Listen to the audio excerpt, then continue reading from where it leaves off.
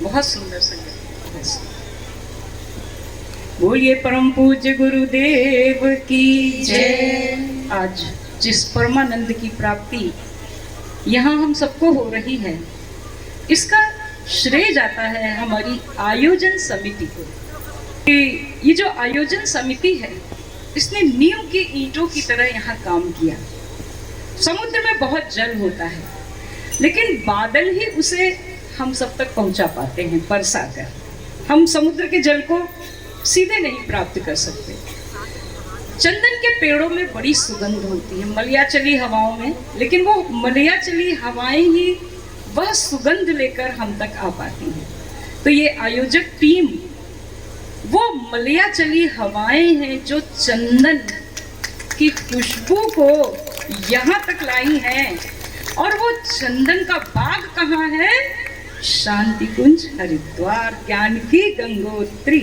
बोलिए शांति कुंज हरिद्वार की जय। और वो ज्ञान का, प्रज्ञा का अथाह समुद्र कहाँ है? वही शांति कुंज हरिद्वार, हमारे पूज्य गुरुदेव वंदनीय माता जी गायत्री माता। हम हमारे टोली नायक आदरणीय ज्ञान भाई साहब से अनुरोध करेंगे कि आयोजक समिति के ऊपर पुष्प वृष्टि करके उनका स्वागत करें।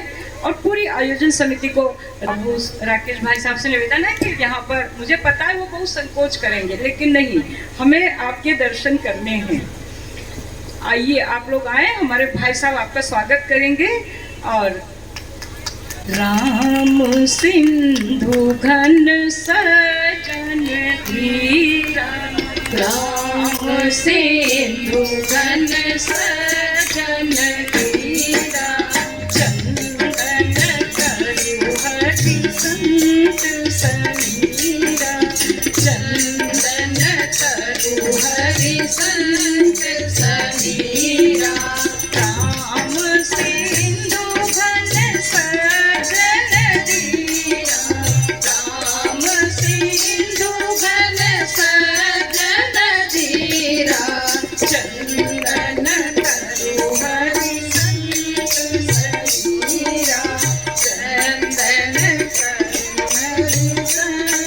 समीरा, चंदन करु हरि संत समीरा, चंदन करु हरि संत समीरा। आयोजन समिति बहुत संकोच पूर्वक आ रही है, क्योंकि कुछ लोग नींव की ईंटों की तरह काम करते हैं।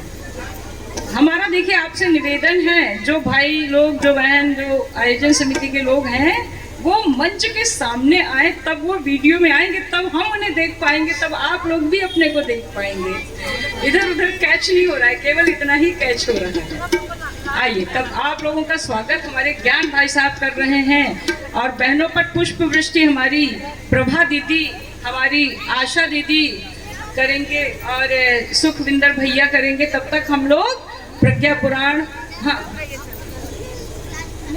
आयोजन समिति का हो, जान लीजिए। हाँ, ये सब जो पहले होते, देखिए किसी कार्यक्रम में जो सबसे पहले होते हैं वो महत्वपूर्ण है, और जो सबसे अंत में बचते हैं सब व्यवस्थाओं के लिए, वो बहुत महत्वपूर्ण है। आइए, नारद जी पृथ्वी भ्रमण के लिए निकले हुए हैं, तो आइए गीत गाते नारद जी के साथ संकीर्तन करते हैं।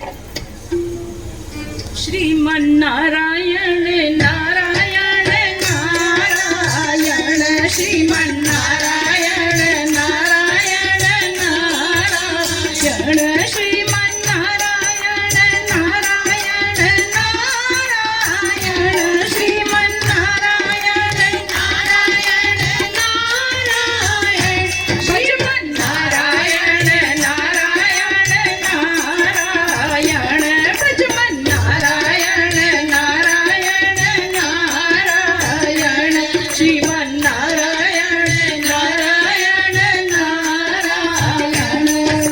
सरयू के तीर तीर अयोध्या नगरी, सरयू के तीर तीर अयोध्या नगरी, सरयू के तीर तीर अयोध्या नगरी, सरयू के तीर तीर अयोध्या नगरी।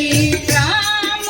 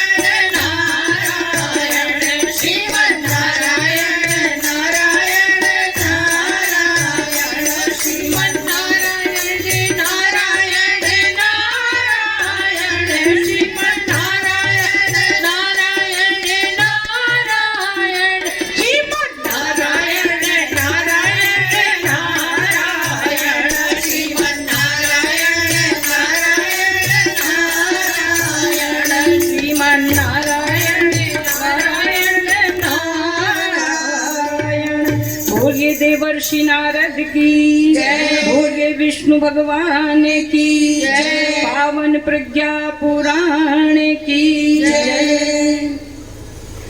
देवर्षि नारद सदैव लोक कल्याण की चिंता में निरत रहते हैं और यायावर है।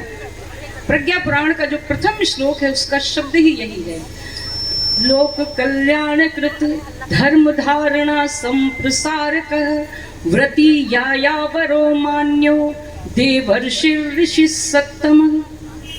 कि लोक कल्याण में निरत रहते हैं, व्रति हैं, संकल्पित हैं, यायावर है, भ्रमणशील हैं, मान्यो मान्य है और अव्याहत गतिम प्राप अर्थात उन्हीं को यह छूट है, वे कभी भी कहीं भी जा सकते हैं और विष्णु भगवान से चर्चा कर सकते हैं। तो एक बार नारद जी के मन में आया कि चलो बहुत समय हो गया है पृथ्वी भ्रमण किए, तो संकीर्तन करते हुए पृथ्वी की ओर उतर रहे हैं।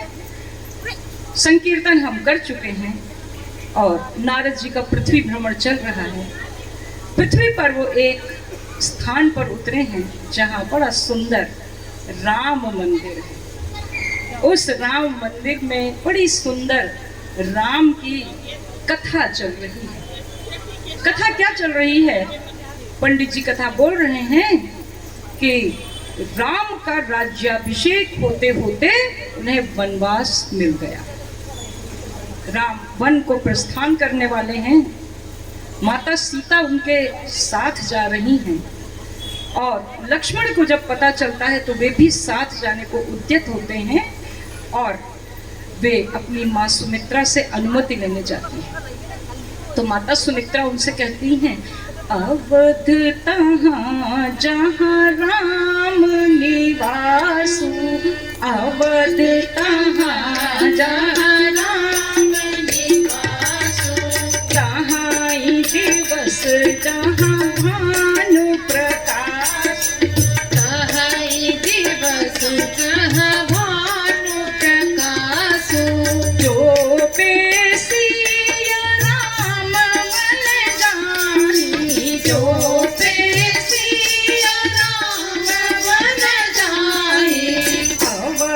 तुम्हारे काम कछु नहीं, अवध तुम्हारे काम कछु नहीं। और माता कौशल्या राम जी से क्या कहती हैं कि जो केवल पितु आयसु ताता, तो जनि जाओ जाने बड़ माता।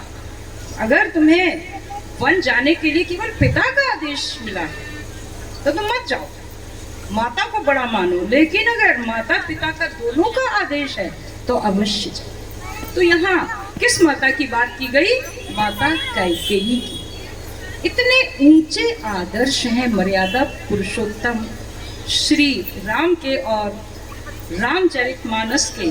क्या कहती है माता कौशल्या कि जो केवल पितु आयसु ताता, जो केवल पितु आयसु ताता, तो जनि जाहु जानी बड़ माता, तो जनि जाहु जानी बड़ी माता, जो पितु मातु कहहि बन जाना, जो पितु मातु कहहि बन जाना, तो कानन सत अवध समाना, तो कानन सत अवध समाना।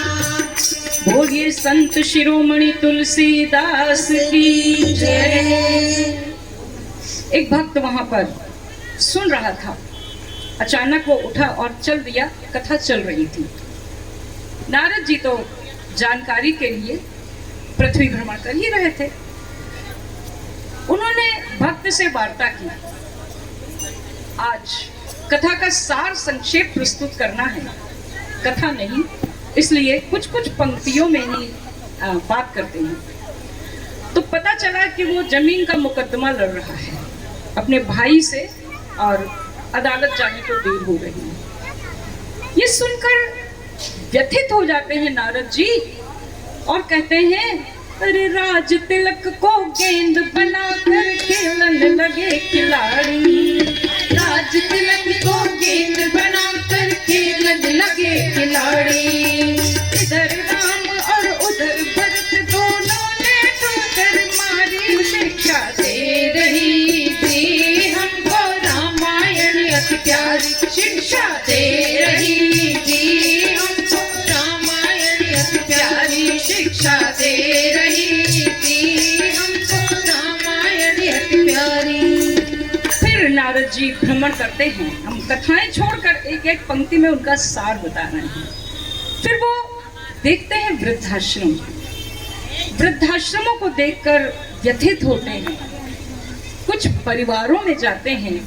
वहां परिवारों में वृद्धों की दशा उनको जो दिखती है बहुत दयनीय। क्या देखा उन्होंने कि परिवार के लोगों का कैसा उनके प्रति भाव है कि कान बधिर भय आंख धुंधर भय कप खांसी गहरावे। कान बधिर भय आंख धुंधर भय कप खांसी गहरावे। पुत्र पौत्र सब कहे ठोकरा मौत न तेरी आवे उपाई। कितनी है उमरिया जाने ना पड़ी। उपाई कितनी है उमरिया जाने ना पड़ी। सतगुरु सुमिरे ना बाबरिया बीती उमरी। सतगुरु सुमिरे ना बाबरिया बीती उमरी।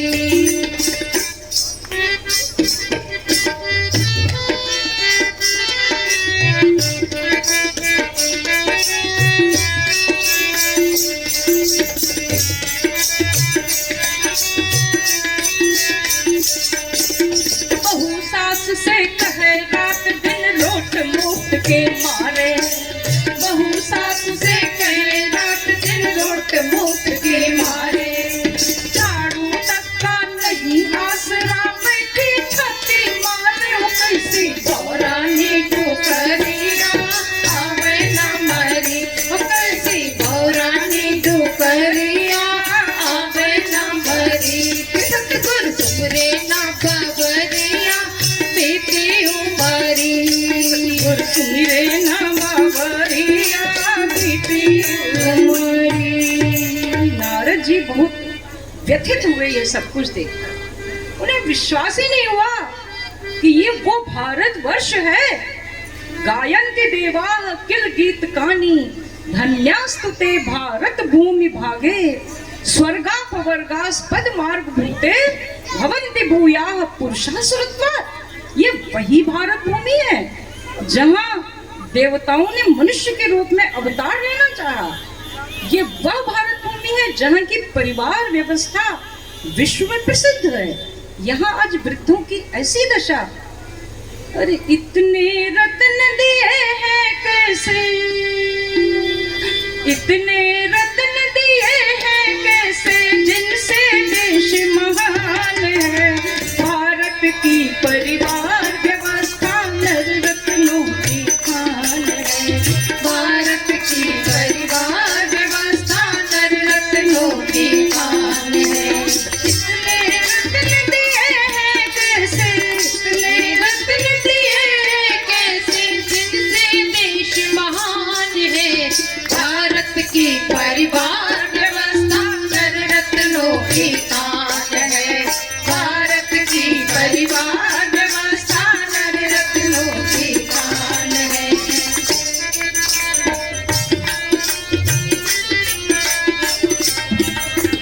इसी खान से ध्रुव निकले थे माने उन्हें संवारा था। इसी खान से ध्रुव निकले थे माने उन्हें संवारा था।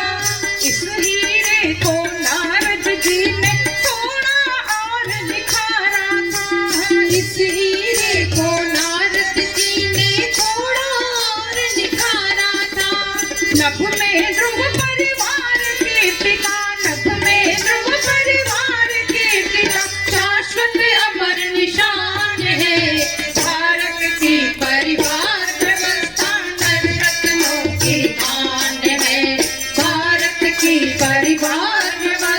उन्होंने देखा कि भारतीय संस्कृति का विनाश नारियों के हाथों हो रहा है। प्रगतिशील नए नए शहरों में, मेट्रो सिटीज़ में उन्होंने देखा कुछ नए रिश्ते विकसित हुए हैं जिन्हें लिव इन रिलेशनशिप कहा गया। उन्होंने देखा कुछ घरों में बच्चे विदेशों में माता पिता के कंकाल घर से निकल रहे, ग्लोबल वार्मिंग। उन्होंने जितनी समस्याएं देखी, कंक्रीट के जंगल, व्यथित होकर भगवान विष्णु के पास पहुंचे। संक्षेप में नारद जी को इस समय हमने एरोप्लेन से बिठाकर कुछ सेकंड्स में विष्णु भगवान के पास पहुंचा दिया, नहीं तो इस कथा में 2 घंटे लगते हैं। भगवान विष्णु ने पूछा कि हे देवर्षि, क्यों व्यथित हो? प्रभु मैं पृथ्वी लोक का भ्रमण करके आ रहा हूँ। और जब पृथ्वी लोक का हाल पूछा तो नारद जी ने कुछ इस प्रकार बताया कि प्रभु आज की दुनिया विचित्र नवीन और प्रकृति पर सर्वत्र है विजयी पुरुष आसीन, है बंधे नर के करों में बारी विद्युत भाप और हुक्म पर चढ़ता उतरता है पवन का ताप, है नहीं बाकी कहीं व्यवधान और लांघ सकता नर सरित गिरि सिंधु एक समान, शीश पर आदेश कर अवधार्य और प्रकृति के सब तत्व करते हैं मनुष्य के कार्य। तो विष्णु भगवान ने कहा नारद सत्य कहते हो, पृथ्वी पर अचिंत्य चिंतन का दौर